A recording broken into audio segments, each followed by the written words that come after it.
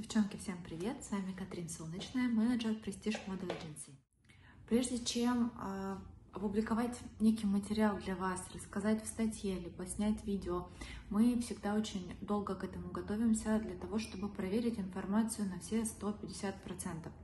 В этот раз мы поступили таким же образом, поэтому прежде чем снять этот ролик, мы провели огромный масштаб работы. Очень часто бывает, что молодые девушки устают от клубной сферы, устают от сферы развлечений. Работа в данной сфере, конечно же, подходит не всем, и даже те, кто работает, частенько могут почувствовать, что вот я перегорела, я устала и так далее и тому подобное.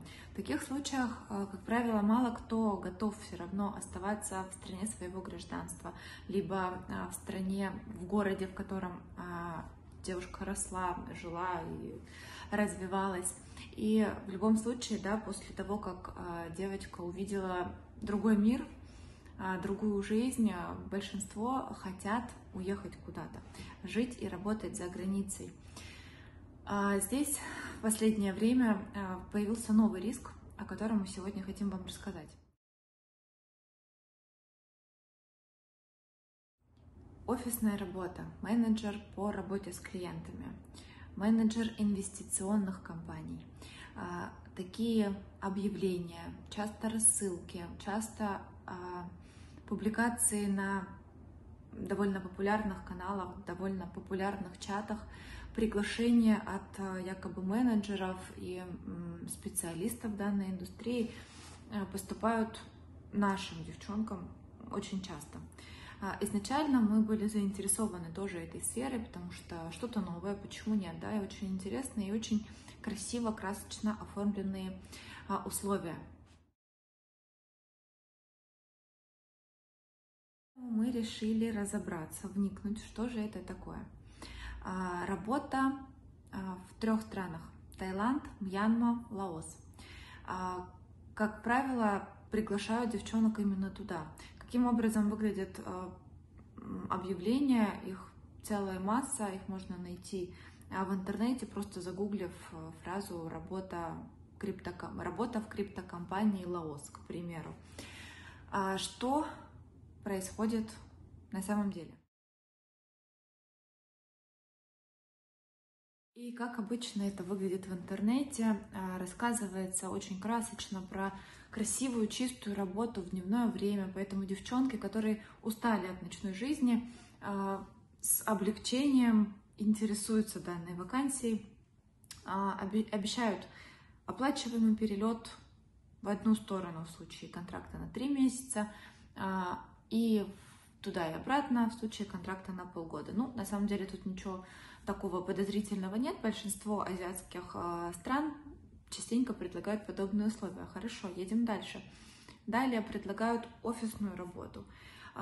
Офис большой, красивый, комфортабельный офис. Девушка, которая устала от ночной жизни, опять же, клюет на это по той причине, что она подсознательно частенько хочет быть такой, как все, но чуть выше, за границей, да, в красивом азиатском офисе, в энной стране, к примеру, Лаос, Мьянма, Таиланд. Это всегда внутренне сопровождается ощущением такого предвкушения праздника, новой, счастливой, красивой жизни.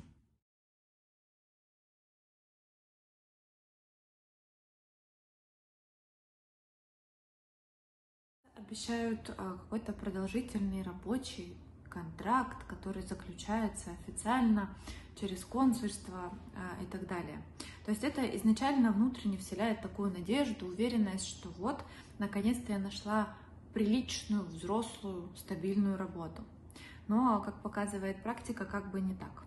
Как бы не так по той простой причине, что если вникнуть в реалии, то, что на самом деле происходит в подобных криптокомпаниях, изначально сама идея бизнеса, она в принципе подходит далеко не каждому.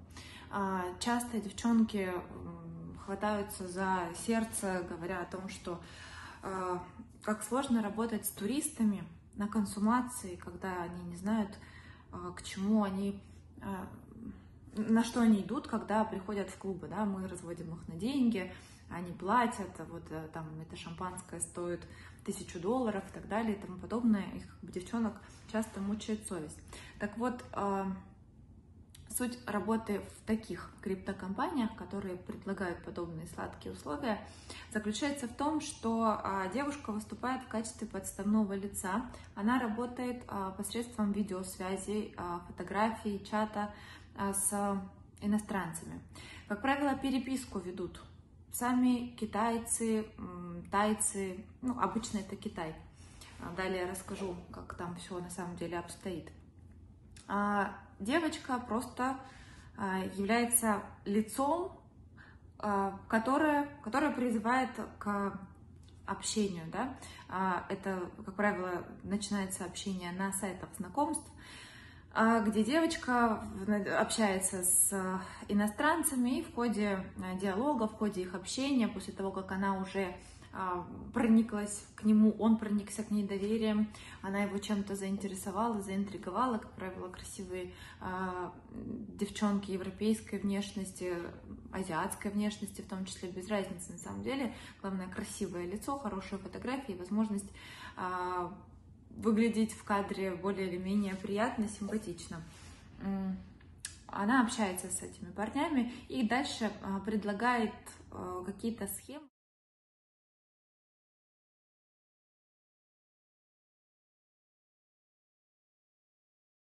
В ходе общения предлагает ему, либо рассказывает про возможность заработка очень хороших денег.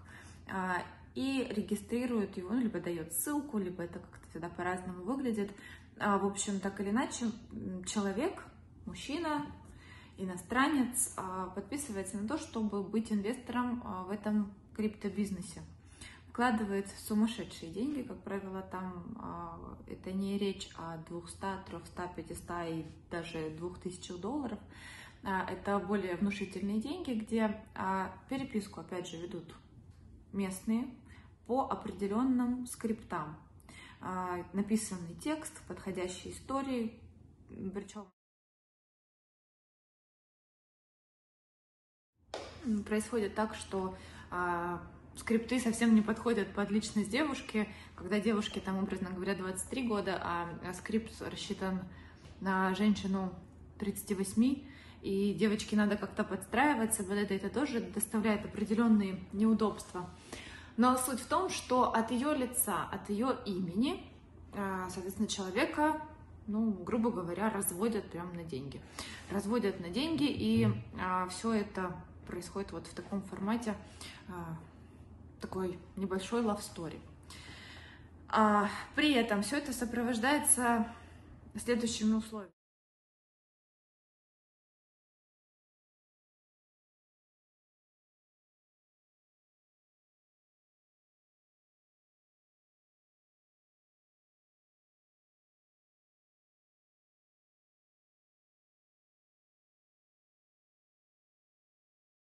Прежде всего, девчонок привозят либо, ну вот, 3 страны, да, Лаос, Мьянма, Таиланд, но по факту работают они в зоне Золотого треугольника. Кто не в курсе, погуглите, Золотой треугольник — это зона вне закона, вне власти, где в принципе нет никаких законов, нет никакого порядка и есть свои какие-то отношения, выстроенные на криминале. Здесь полиция не решает вопросы туристов. Тут, в принципе, не может быть туристов. Вот Таиланда вы плывете на лодке, никак, кроме как на лодке, вы туда не доплываете. На контракт вы приезжаете, у вас забирают паспорт. Как правило, даже если вы изначально соглашались на контракт 3 месяца никому там не дают оставаться, потому что сам процесс переписки, как вы понимаете, он должен быть продолжительным. Да? Девушке нужно время для того, чтобы втереться в доверие, чтобы стать близким человеком этому мужчине, чтобы он мог спокойно вкладывать деньги и продолжать их вкладывать на протяжении определенного времени. То есть, как правило, девчонки должны оставаться на год. Идея работодателя, в принципе, чтобы девушка оставалась минимум год. Паспорт у нее изымается, когда она приплывает. Обещанные условия проживания в отеле, в красивом, да, либо в комнате на двоих, либо в отеле, где живут 1-2 девочки в номере, это лишь завлекаловка. На самом деле девчонки живут в общежитиях, где в комнате проживают не только девушки, это разнополый состав, разнонациональный состав, где вполне вероятно, что вас заселят в комнату, где не будет никто говорить ни по-русски, ни даже по-английски. И живет там 5, 6, 8, 10 человек в одной комнате. Очень-очень спартанские условия. Сказать, что это скромные условия, это очень приукрасить обстановку, потому что условия, откровенно говоря, ужасные. В ходе этого ролика я прикреплю вам доподлинный материал одной из девушек, пострадавших от данной затеи, да, поездки, которая проэкспериментировала, и вы увидите воочию, как выглядят условия проживания. Далее девушку, в принципе, это человек, который работает без прав, а на территории Золотого треугольника прав у вас быть не может, да, повторюсь, ну, это уже можно назвать рабством. То самое рабство 21 века, которое вот выглядит теперь вот так, да. Не стоит бояться историй про турецкие там рабства. Сейчас надо осторожно относиться к тому, что происходит в зоне вне закона, потому что здесь у вас нет возможности прийти к консулу и сказать: дядя консул, спасите, помогите. Тут даже если вы придете в полицию, вам никто не поможет, потому что полиция в доле. Полиция в доле, при этом сама местность, в принципе, одна из самых опасных, потому что сюда приезжают развлекаться и отдыхать, как правило, китайцы. И это, ну, криминальный отдых. Наверное, нельзя этого произносить вслух, но это люди, которые отдыхают с запрещенными препаратами, которые занимаются запрещенными какими-то, не буду говорить чем, отдых здесь соответствующий. Все, на самом деле, не шутки, не смешно совсем. И здесь очень хотелось бы, чтобы прежде чем отправиться на такой контракт, прежде чем захотеть выйти на новый уровень, девчонки узнавали реальные обстоятельства. Реальные обстоятельства вам могут донести только несколько человек. Спросить у одного, у двоих — это особенное, когда вы спрашиваете контакты людей, которые сейчас на работе.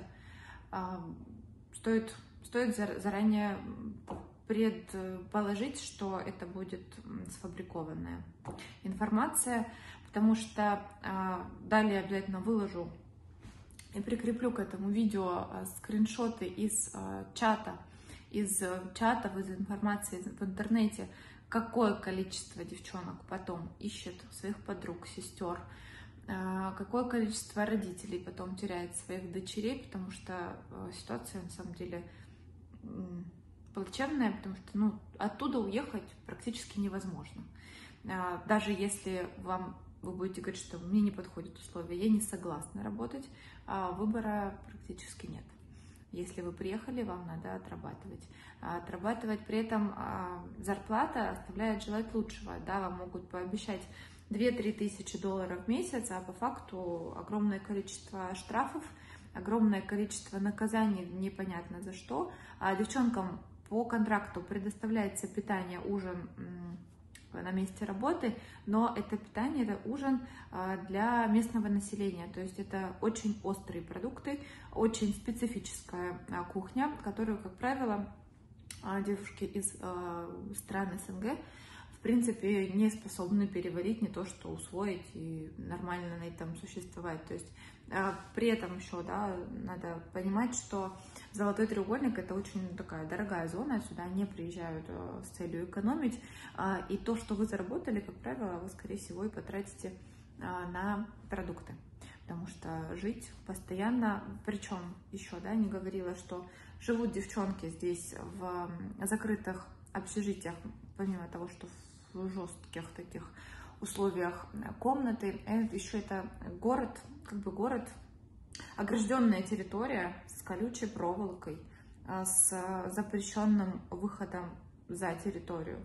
То есть это даже не закрытая система, это даже, ну, это откровенное рабство, которое, ну, действительно опасно, может быть, для психики, для здоровья, не то что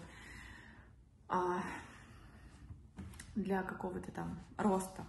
Это такая авантюра, о которой нужно обязательно узнать все. Я знаю, что многие девчонки все равно на это идут. Даже делая опросы в чатах, частенько все равно пишут потом личные сообщения, что мне интересно, я хочу попробовать, мне вообще тема крипты интересна. Ну, это здорово, что вы интересуетесь новой информацией, но, тем не менее, нужно вникать, насколько вы готовы на такие условия.